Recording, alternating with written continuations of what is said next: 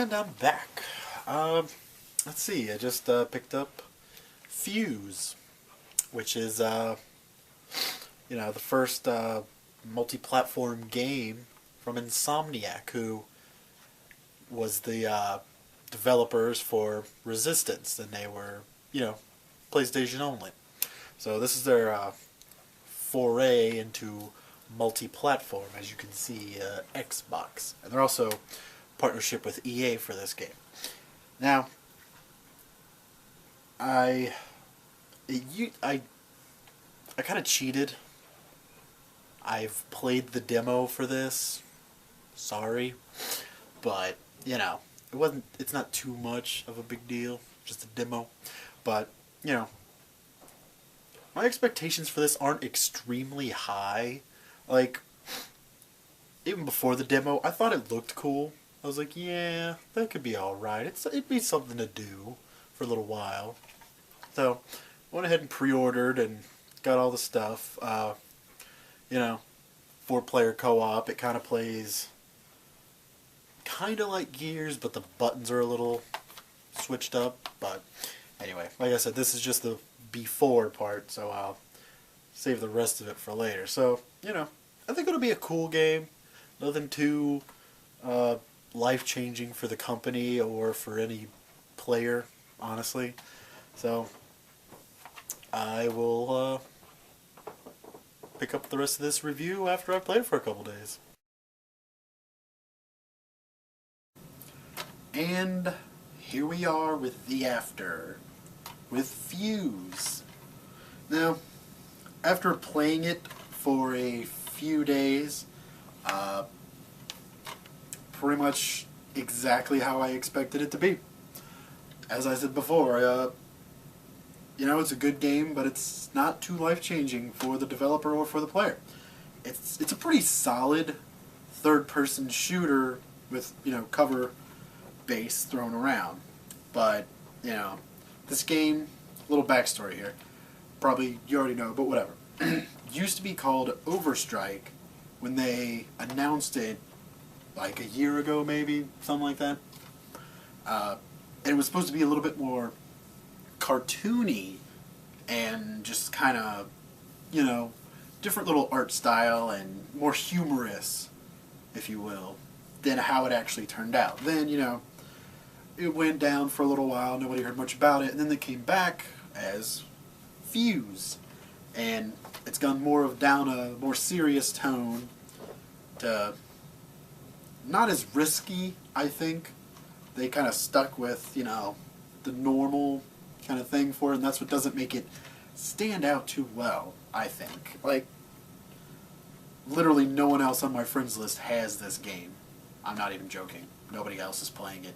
And even trying to join an online, like if you do co-op, this 4-player co-op, you try to join, I'd be lucky if I find a game with 3 people, including myself. Most of the time I find just me and one other person. Even so.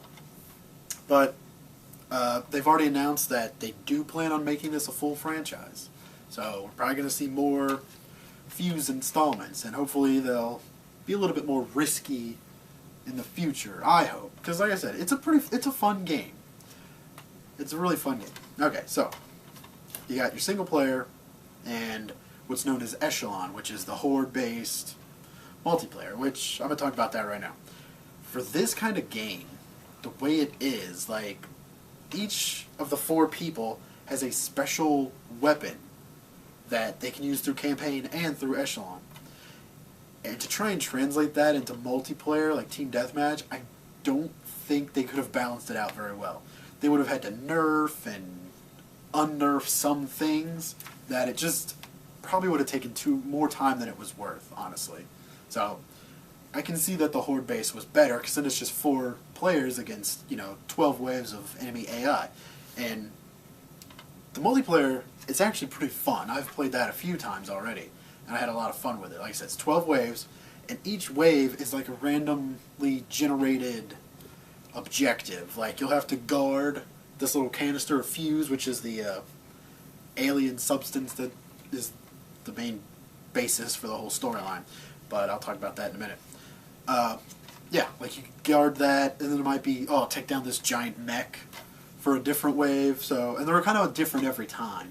So that's kind of cool. There's 6 maps in all for Echelon. So that's pretty cool. And, you know, each player gets to pick their own person if they want, or they can do random, whatever. So the multiplayer, it's not too deep, but it's pretty cool. I enjoy the multiplayer. And single player is, 4-player co-op, and I mean, here's a little something that you can do in multiplayer and the campaign. If not all 4 players are taken up, you can actually jump from player to player. So even if you're playing by yourself, you're working on one person, they run out of ammo, switch to a different person mid-game, no problem. So that part's kind of cool. I mean, playing by yourself makes it a little bit harder because the AI is, not gonna lie, the AI is pretty dumb. At least for the teammates, it's really dumb. They're not too bright. Like, if you go down, if you're down, you can't switch people. You have to stay down until someone picks you up. And if all your teammates are AI, they kind of take a while to get there, not gonna lie. And then there's the one girl who has, like, a heal grenade. She could throw it, and you would be revived instantly, or if you're in the aura. I've yet to see the AI ever do that. Ever. But then again, it could be because you have, like, each character has a skill tree that you have to unlock. You know, you get points whenever you level up.